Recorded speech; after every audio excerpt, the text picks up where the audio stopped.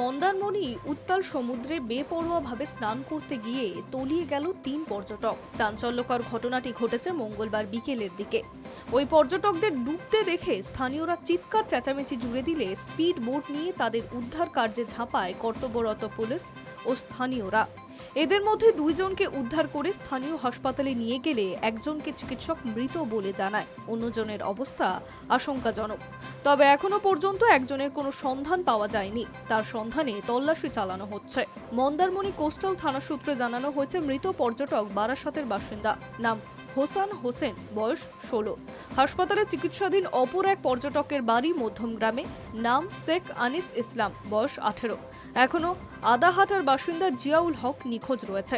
সমুদ্রে তলিয়ে যাওয়ায় জিয়াউল হকের খোঁজে তল্লাশি শুরু করেছে পুলিশ। স্থানীয় ও পুলিশ সূত্রে জানা গিয়েছে, ওই পর্যটকরা অন্যদের মতোই সমুদ্র স্নানে নেমেছিল। তবে সমুদ্রের উত্তাল ঢেউকে উপেক্ষা করেই বেশ খানিকটা গভীরে চলে যান ওই ৩ পর্যটক।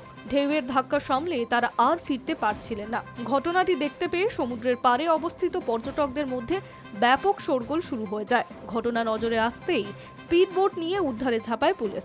অচেতন অবস্থায় ২ পর্যটককে উদ্ধার করা গেলেও ঢেউয়ের ধাক্কায় একজন তলিয়ে গিয়েছে বলেই প্রাথমিকভাবে তদন্তে জানা গেছে।